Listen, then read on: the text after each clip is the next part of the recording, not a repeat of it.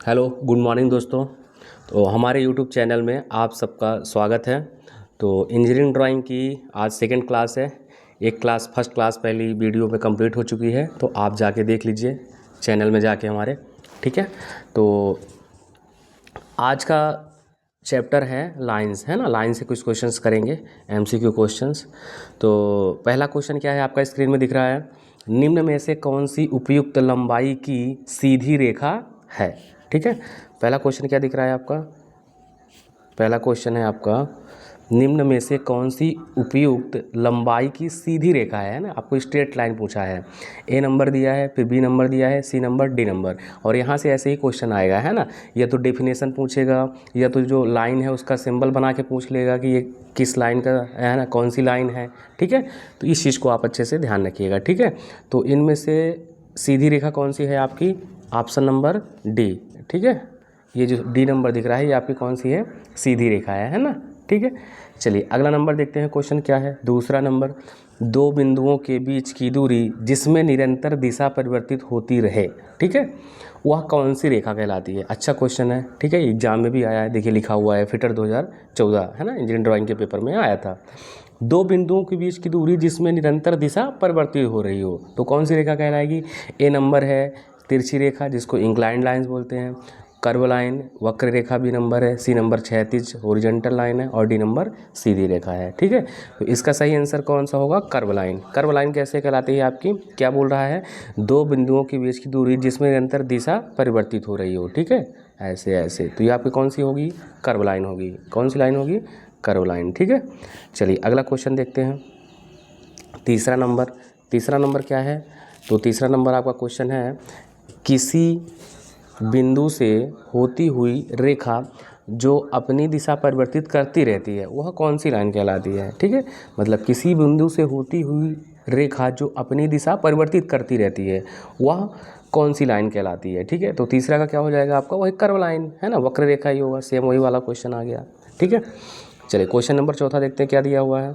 तो चौथा है आपका स्क्रीन में क्या दिख रहा है, वे रेखाएं जिनके बीच की दूरी समान रहे तथा उन्हें आगे बढ़ाने पर वे एक दूसरे को ना काटें, वो कौन सी रेखाएं कहलाती हैं। ठीक है, तो समांतर रेखाएं, क्षैतिज रेखाएं, ऊर्ध्वाधर रेखाएं, तिरछी रेखाएं, तो कौन सी होंगी आपकी, वो समांतर रेखाएं। ठीक है, मतलब ये रेखाएं जिनके बीच की दूरी क्या हो, समान रहे, उन्हें आगे बढ़ाने पर वे एक दूसरे को ना काटे, है ना। जैसे मान लीजिए हम चलते हैं, ये वाली रेखाएं है ना, मतलब इन दोनों के बीच की डिस्टेंस एक ही है। ठीक है, फिर जैसे मान लीजिए ये रेखा मतलब अनंत तक चली जाएं लेकिन एक दूसरे को कभी ना काटें। ठीक है, तो वे रेखाएं हमारी कौन सी कहलाती हैं, समांतर रेखाएं कहलाती हैं। ठीक है, कौन सी रेखाएं कहलाती हैं, समांतर लाइंस। ठीक है, चलिए अगला क्वेश्चन देखते हैं अपन। क्वेश्चन नंबर पाँचवा नंबर क्या दिया गया है, नीचे चित्र में रेखा के प्रकार की पहचान कीजिए। बहुत अच्छा क्वेश्चन है, आप लोग कमेंट करिए, बताइए कौन सा है रेखा।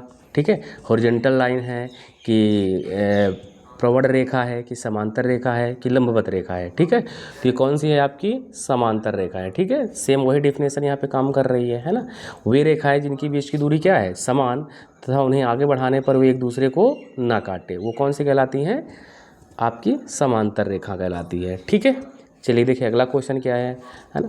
आप लोग अपना जैसे इन वीडियो को स्पीड बढ़ा के भी दे सकते हैं, है ना, क्योंकि अभी आपका एक हफ्ता या 10 दिन सीबीटी एग्ज़ाम बचा हुआ है। तो अगर आपको ये क्वेश्चन एक बार भी देख लेते हो तो अगर वहाँ एग्ज़ाम में आता है तो आपको करने के लिए क्या रहेगी, आसानी रहेगी। ठीक है, देखिए क्वेश्चन नंबर छठवां क्या है, ड्राइंग में प्रयोग की जाने वाली कुछ रेखाएं एक ही बिंदु पर मिलती हैं तथा कुछ रेखाएं कभी भी किसी बिंदु पर नहीं मिलती। जो रेखाएं किसी भी बिंदु पर नहीं मिलती वे क्या कहलाती हैं, समांतर रेखा, कटान रेखा, लंब रेखा या निर्वाण रेखा। ठीक है, तो कौन सा होगा हमारा, वो समांतर रेखाएं कहलाती हैं। ठीक है, चलिए अगला क्वेश्चन देखते हैं, 7वां नंबर। बहुत मस्त क्वेश्चन है आपका, दी गई आकृति में किस प्रकार की लाइनों को दर्शाया गया है। ये कौन सी लाइन है, ठीक है, तो ये आपकी कौन सी है, लंबवत रेखा, परपेंडिकुलर लाइन। ठीक है, ये क्या रहती हैं, एक दूसरे के 90 डिग्री पे रहती हैं, वे रेखाएं हमारी कौन सी कहलाती हैं, परपेंडिकुलर लाइन या लंबवत रेखाएं। 8वां नंबर क्वेश्चन क्या है, वे रेखाएं जो क्षैतिज रेखाएं पर लंब होती हैं वो क्या कहलाती हैं, जस्ट अभी अपन ने पढ़ा है इसे। ठीक है, वे रेखाएं जो क्षैतिज रेखाओं पर लंब होती है, जैसे ये कौन सी हो गई, क्षैतिज रेखा, अब इस पर क्या है, लंब है। ठीक है, तो ये हमारी कौन सी कहलाएगी, ऊर्ध्वाधर, जिसको इंग्लिश से बोलते हैं वर्टिकल लाइन। क्या बोलते हैं? Vertical line. तो option number D is the correct answer. ठीक है, चलिए क्वेश्चन नंबर 9 देखते हैं। किसी वस्तु की आउटलाइन हेतु प्रयुक्त रेखाएं कहलाती हैं। ठीक है, तो आउटलाइन हेतु प्रयुक्त रेखाएं कौन सी कहलाती हैं? निर्माण रेखाएं, बीमा रेखाएं, आदर्श रेखाएं की वस्तु रेखाएं। तो कौन सी होंगी आपकी? वस्तु रेखाएं, ऑप्शन नंबर डी। ठीक है, 10वां नंबर क्वेश्चन देखिए। वे रेखाएं जो दोनों किनारों पर तीर के निशान द्वारा बंद रहती हैं वो कौन सी रेखाएं कहलाती हैं? निर्माण रेखाएं, बीमा रेखाएं, आदर्श रेखाएं, वस्तु रेखाएं। तो कौन सी रेखाएं कहलाती हैं? बीमा, जिसको हम डायमेंशन लाइन बोलते हैं। ठीक है, चलिए अगला नंबर, निम्न में से कौन सी बीमा रेखा की सही प्रक्रिया प्रदर्शित कर दी है? ठीक है, इसमें मतलब सही सिस्टम कौन सी है? अगर जैसे अपन लिखते हैं ना किसी भी ऑब्जेक्ट की डायमेंशन कर रहे हैं, तो उनमें सबसे इसमें प्रॉपर मेथड कौन सा है सही? ए नंबर दिया है, बी नंबर दिया है, सी नंबर दिया है, डी नंबर है। आप लोग कमेंट करिए कौन सा आंसर होगा।